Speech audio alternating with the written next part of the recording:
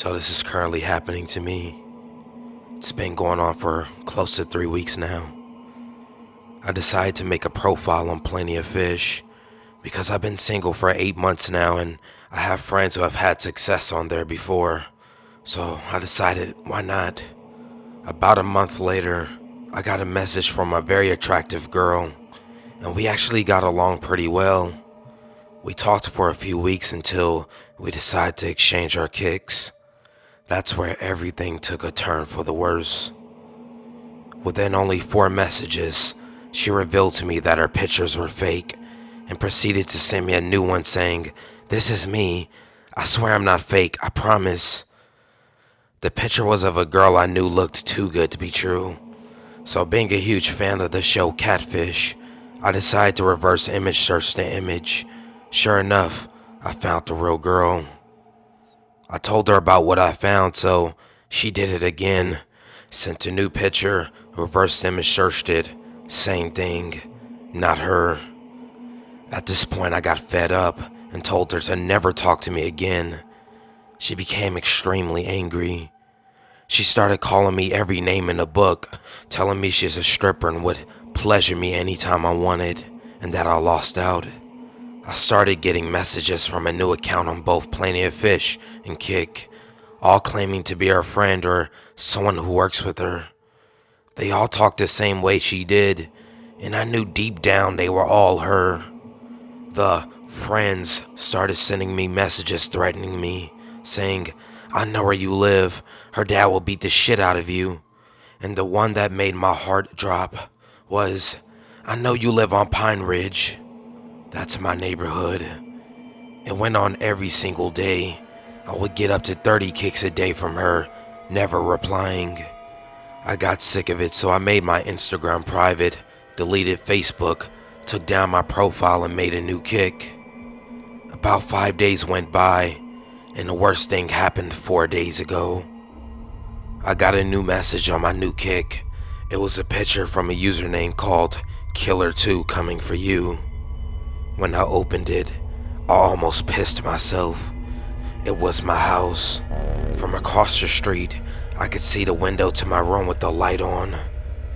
I called the cops, and long story short, they told me they can't do anything because she hasn't physically harmed me yet. Thanks, police. I've been sleeping with a knife under my pillow ever since. Thank God she hasn't done anything yet, but today, just a few hours ago, I got a new message on my kick from a friend of hers. I know it's her, but she just flipped, swearing hardcore, "Fuck you, fuck your dad, fuck your mom, you're a fucking loser." Me being curious, I decided to sign into my old kick, and sure enough, 10 new messages. They were all saying how she loved me, but now she's pregnant and has a boyfriend, but that she still loves me and wants to raise the baby boy with me. Sure enough, she sent a new picture of a pregnant girl with the caption at the bottom, "Proof that I'm pregnant." I definitely saved it and just reverse image searched it. Sure enough, there's thousands of sites with that picture. Every day I'm living in fear, waiting for a new message. I'm going to make a new kick tonight, but she seems to find them easily. I'll keep you guys updated on this. I took a screenshot of the new kick messages she sent me, so I can definitely verify. I'm sorry this is so long, and thank you for sticking with me. Please wish me luck. Update. The day after I posted this, I definitely deleted my kick and every other social media but my Facebook, because that's the only way most of my family can get a hold of me. Though I thought I did my best to make sure everything I wrote or liked or posted was private. Today, I got a new message request in my inbox from a person I won't identify since it's still an investigation. It said, "My sister loved you and you broke her heart, and we will come kill you." This was this morning, and I have called the cops since. They're finally starting to take me a bit more seriously, as they have at least a name and a message now, and said they will do their best. So, let's hope.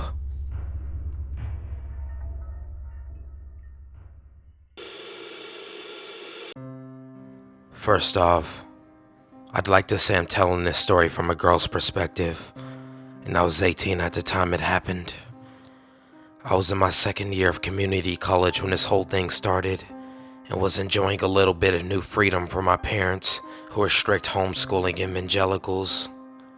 I had just gotten out of a relationship and was looking to meet someone new, but wasn't too thrilled with the immature and rowdy guys I mostly came in contact with at school. I wanted someone a bit more mature. I had heard about online dating and decided to give it a try. I was young and naive, and while I understood the dangers of talking to people online, I didn't think anything bad would happen to me. So, I made an account on Plenty of Fish. It was a free dating site and there were millions of users on it, so I figured I might find someone that way. One of the first people to message me was a man who I'll call Dave. He was 10 years older than me, but he looked cute in his photo. He seemed nice and sincere for the messages he sent me, so I decided I would talk to him. He said he was an EMT and had his own house. He seemed like he had his life together, which I liked. We seemed to get along well, and we talked via the site's instant messenger for a few days. Then we moved to texting. I was becoming curious if he had any more pictures of himself, as he only had one photo online. So I asked him, and he sent me a picture without his face of what he said was his abs, but wouldn't send any more of his face. This should have been a red flag, but being 18 and having come from a somewhat sheltered homeschool family, I didn't think anything of it. A few weeks passed of casual chatting, and he started becoming more and more insistent on meeting me. I told my mom about it, and she said I couldn't go unless her and dad came along to meet him for the first time to make sure he was okay. Because you never know about people these days. I was super annoyed and embarrassed that I would have to drag my parents along on a date. But I obliged, and Dave agreed to meet us at a local Italian restaurant for dinner. When the next day came, we were going to meet him. We arrived at the restaurant and got a table. I had gotten a text from Dave saying he was on his way, so we just ordered drinks and waited for him to arrive before ordering our meals. Time ticked on and on and on. I told my parents that if I didn't like him, I would order a salad and that would be the cue to get out of there as soon as possible. Finally, after over an hour of waiting, he showed up. My heart sank. I barely recognized him from the photo he had online. He was at least 100 pounds heavier, and his face looked a bit more weathered. It was obvious that he had been deceptive about his looks, as he definitely did not have a six-pack, nor was he good looking. He greeted us, sweaty and flustered because he was so late, but gave my dad a strong handshake and was very friendly to my parents, which they liked. Needless to say, however, I ordered a salad when the waiter came back. My parents basically paid no mind to my cue to speed up dinner because they actually enjoyed talking to him. The night was going okay, but I really wanted to get out of there as soon as we could. After 3 really awkward hours, we said goodnight to him and went home. I immediately texted him afterwards and told him that while I liked him as a person, I wasn't interested in a relationship with him. He seemed sad and really wanted a chance, so he suggested that we remain friends and hang out sometimes. Reluctantly, I agreed, and my parents let me go out with him because, hell, he seemed okay. So, we started meeting different places. We would go to the mall, the movies, things like that. Then he started meeting me at my school to hang out with me during my downtime. However, I started to feel kind of weird about it. Wasn't he supposed to be an EMT? When did he have time to work? It made me feel uneasy that he was coming to see me nearly every day. I mentioned the situation to my mom. It raised a red flag to her, and she advised I stop hanging out with him. I informed him I didn't want to be friends anymore, as I felt I was leading him on, and I wasn't interested. He seemed okay over the phone, and I thought it would end there. Wrong. He started texting me and calling me nonstop. He would leave about 20 to 30 text messages a day, begging me to hang out with him again. He would call and call, seeming to get more angry in each voicemail he left me. When I ignored those, he would send me emails or message me on Plenty of Fish. I told him to leave me alone, just in case ignoring him wasn't enough of a hint. He wouldn't. He was beginning to scare me. He told me how he had friends in the police department and that he knew where I lived. He threatened to come to my school or come to the house and claimed he knew where I was at all times. I was terrified of this.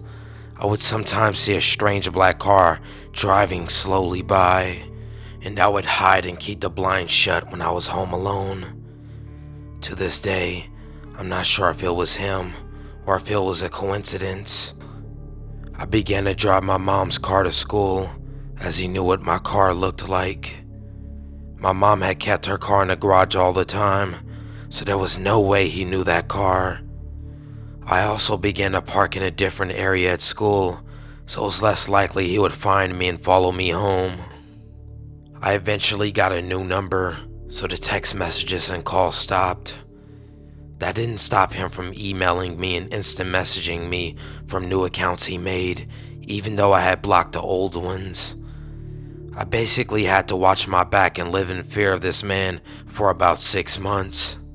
It finally stopped after that. About a year or so after all this transpired, I googled him. I thought, if he's this creepy, I wonder if he has a record.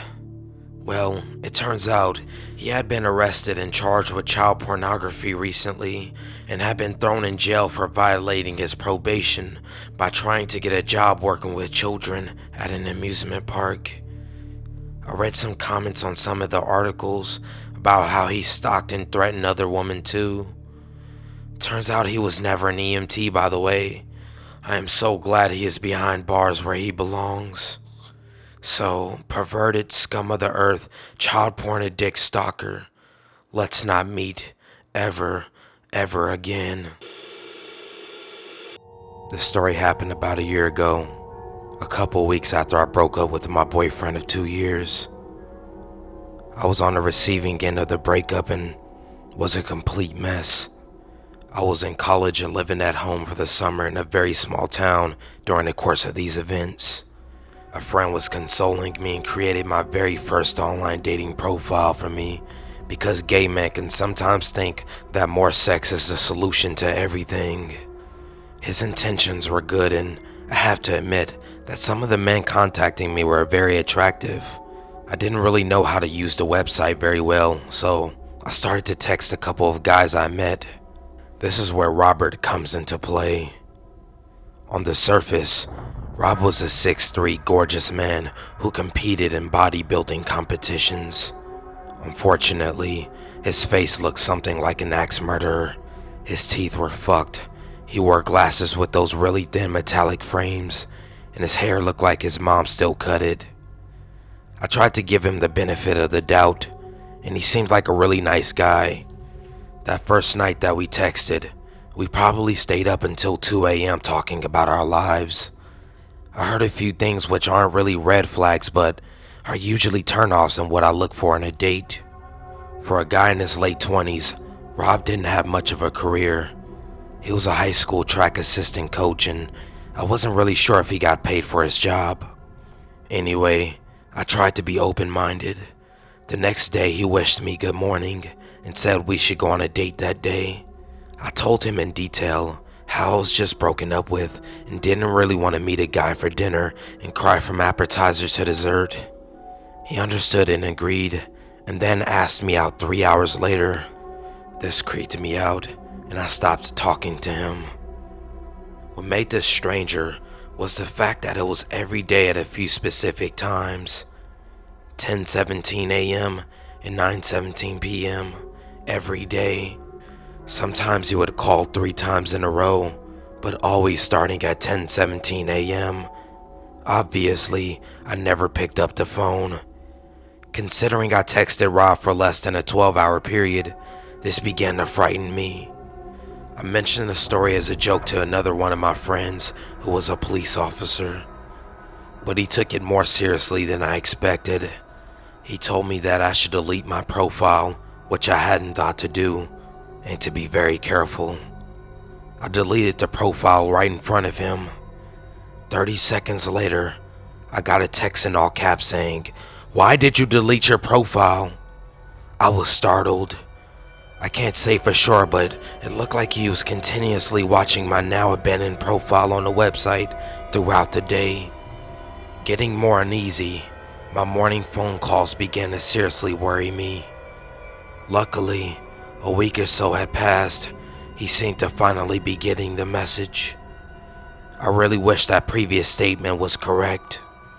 One morning, my mom walked in with the day's mail. She handed me a large manila envelope with a handwritten address that appeared to be scribbled by a child. I thought it was a piece of artwork from one of the several children I babysit, and so I opened it happily.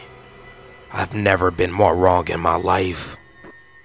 Out of the envelope came a 2-page long typed letter, a complete chat log of our conversation on the website, a complete text log of our conversations over the phone, and a full copy of my profile photo taken from the website. I should also mention I have absolutely no idea how he obtained my address. I also don't even know how you can make a text log without typing up the entire conversation itself. And he must have copied my photo from that website long before that. Fucking weird.